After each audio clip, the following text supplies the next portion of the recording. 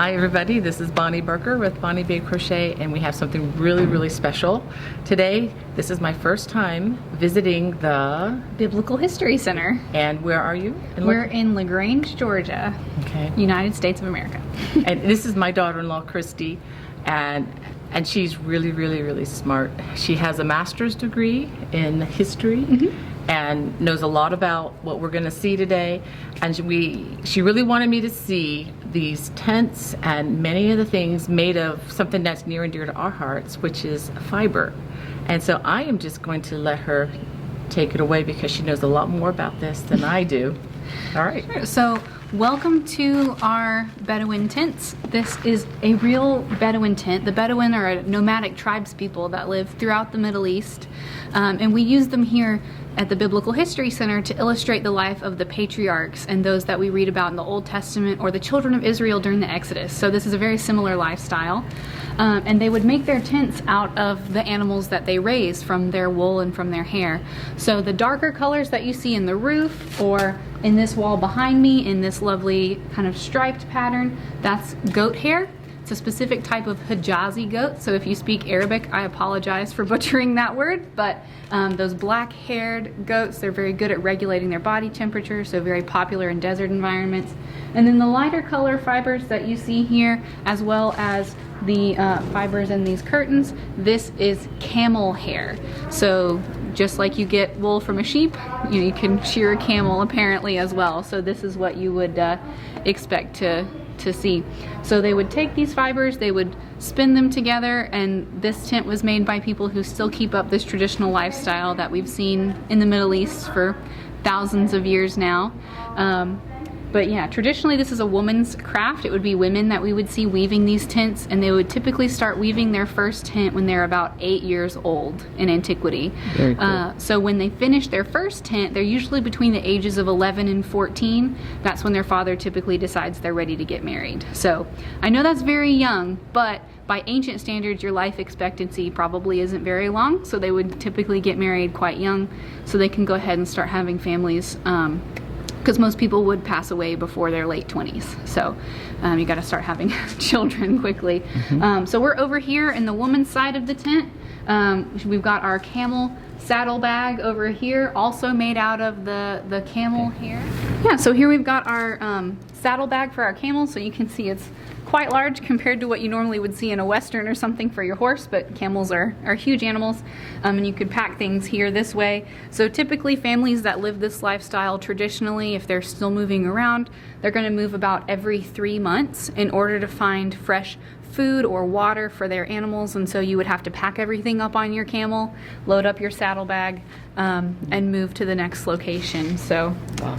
Yeah, and all of this would have to be hand dyed, hand spun, hand woven. It's a very labor intensive process. It's a labor of love. You can't just place an order for your yarn online to do this. No. Yeah, You'd have to have the animals, and then you would have to make this yourself. Making do with what you have available. Yeah, so we don't really see leather goods as much in this culture because cattle drink way too much water. They drink about 16 to 20 gallons of water a day. So if you're living in a desert, you need something a little bit more efficient with water, like a goat or a camel or a sheep, in order to make these products. Just to let you all know, this is not the kind of stuff that you're going to want to make sweaters out of, okay? This looks like it'll be very durable, like for rugs and things like that, but it is very rough. And even the tent, whew, this is a very abrasive kind of stuff. So, and what was the tent made of here again? This is goat hair. Goat hair. Yeah. So this is not your cashmere goats. No.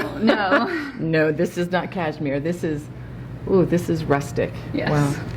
Yeah. And It this talks as about well. in scripture John the Baptist wearing robes made of camel. So when you touch this lighter color or these curtains in the middle, that's probably about what his clothing was like. Wow. So here we are in our other Bedouin tent on the property. This one's a little bit more decorative than the other one, and you can really see a little bit more depiction of the comfort level here. So typically there would not be much furniture in one of these tents, and that's because if you're moving around all of the time, you're sleeping and you're sitting on mats and cushions on the floor. You don't want to have to pack up all of this furniture, so it would be very minimal. There might be a work table or a mortar and pestle, and then the rest of your decorations and furniture that you have are going to be kind of more soft stuff that you can fold up. This is some more of the goat and the camel hair for decoration, and like, you know, fringe. So the fringe is like right up here, you know, so you can add these decorative elements get a little bit closer to your woven material, right? Even in antiquity, or sometimes we'll find beautiful kind of, you know, tapestry. This is some more of that camel hair. This is another decorative element of the tent. This is a nice tapestry here, and this is woven in, so this hasn't been like stamped or painted on. This is woven here into the material. So got some cultural symbols here, and then the mountains here, because even though it's a desert environment that these people are living in, especially in southern Israel and Judea, it's very mountainous and deserty and rocky. So don't think big sand dunes or anything like that. Think like rocks and rough mountains, rugged areas. So, but this is that camel hair, and typically this is what you're going to see that gets dyed. So the goat hair is usually too dark to dye. It's already a very, very dark color. So when you add color like this yellow or the reds and the greens and things that we've been seeing, you're going to dye your camel hair because it's lighter in color, so it takes the dye a little bit better. Just wanted to get a closer view of these beautiful decorations. These are made of camel hair, you said? Camel and goat. So Camel there's a little and bit goat. of a mix in these. Yeah, very cool. So this is just some of my leftover yarn, actually, from my house, from leftover projects and things. And this is where we kind of just let the kids play when they come and they learn here at the Biblical History Center. If we give them a little weaving project to do, and then we'll let them use this loom and add their own pieces of yarn here. So that's why it's so multicolored, because, you know, one kid will be like, I want pink, I want blue, you know, so they each get to add whatever color they want to try and weave on this loom so that they get a better, a closer experience of what it was actually like to make one of these tents, and they can see that how hard exactly that was to make. So one of the questions I get a lot when guests see these tents are, you know, this is really cool, but what happens when it rains, right? Because you look up and it's this woven piece and there's tiny little holes there. Well, the reality is there's not a whole lot of rain in the Judean desert. The most I've ever heard of them getting in a year was maybe 12 inches. But even if it were to rain, it's just going to be a little bit.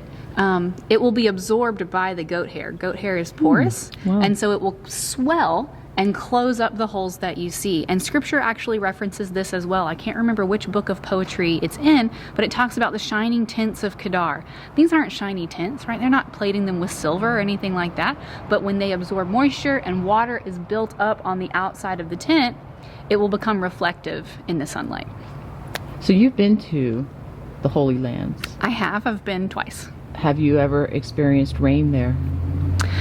Yes. So the way that it rains in Israel, their seasons are a little bit different than ours for the most part. I mean, it's a very small country, but the weather is varied from north to south a lot. So if you go to certain areas, it could be very dense forest, almost jungle, especially in the north. But then the further south you get in the country, the less and less rain that you get. To by the time you get to the end, you're in the desert. But typically for most of Israel, you have two seasons. So you don't have spring, summer, fall, winter. You have the dry season in what we would consider to be summer, and then the rainy season in the winter. So the first time I went to Israel was in the summertime, and so it was very dry, especially when we went to the desert. It was very hot. It got to about 120 degrees. And then the second time I went, it was in the wintertime, and so even when we were in the desert, it didn't rain a whole lot. But when we went to Jerusalem on that trip, when we went to Nazareth, it rained almost the whole time. So It depends on where you are in the country, and the rainfall that you get. So these tents would have primarily been in the place where it's deserty. More deserty, a little bit more arid. I mean, we do have examples of, especially when we see and read through the Old Testament, the children of Israel are moving into Canaan. You know, we see Joshua conquering chunks of the Promised Land. A lot of people at that time were probably still living in tents like this. So there are probably instances of it being a little bit rainier area and people are still living in tents or some other type of temporary housing. But by the time we get to King David and his reign and Solomon, they really settled and established the country to the point where we don't really see this as much anymore. So you might still have a family tent. You might use it to travel, maybe a smaller tent to travel on the holy days or something when you need to go to Jerusalem. But for the most part, then we see people living in established cities and villages, and they stop.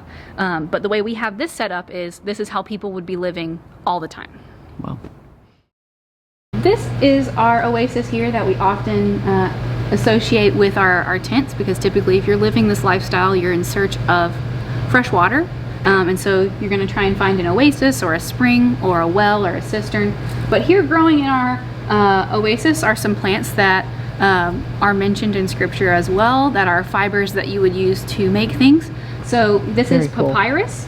So this is what we commonly associate with Egypt. We know that they would make paper out of it, but they would also make baskets and other goods that have to be woven as well. So you would either pound this and make it into paper and layer it on top of each other, kind of get a striped looking paper, or you could dry it out and weave it into baskets and that type of thing. And it's the same with the bulrushes that you might be able to see behind me also. So when it talks about Moses's mother weaving a basket for him and placing him in the Nile, it could have been papyrus, or it could have been something that we're a little bit more familiar with over here, like these types of bulrushes. We're not really sure, but we know it was some type of water reed, and both of these qualify. Closer view of the papyrus, and I wanted to get a closer view of the bulrushes here. Here's a closer view of the bulrushes.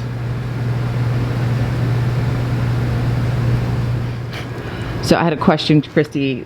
Do these grow really fast? Because my neighbor, for example, has bamboo growing in the yard, and it will absolutely take over the world if you let it. Does that grow? Yes. So we have to actually cut this back quite often, especially the bulrushes, because we've had them growing when we weren't paying attention. They'll get all the way out to here, you know. Wow. So they do, the bulrushes grow quite fast. But you know, if you're using them to make things, that doesn't really matter. It just means you get more bulrushes, right? The papyrus takes a little bit longer to grow, but the nice thing about both of these plants is that they come back every year. So you don't really have to worry about, you know, losing your crop. The papyrus will die off once it gets really, really cold in the wintertime. Even here in Georgia, it will die off in the winter. And then you just prune back the brown dead stuff in the spring, and the green will sprout up new. Wow. Good. Well, I hope you enjoyed the little tour of the Biblical History Museum in LaGrange, Georgia today. If you're ever in the area, please come on down and check it out. They have wonderful guides to give you spectacular tours, and I promise you'll learn a lot, including what we talked about with the fibers. God bless. Bye-bye.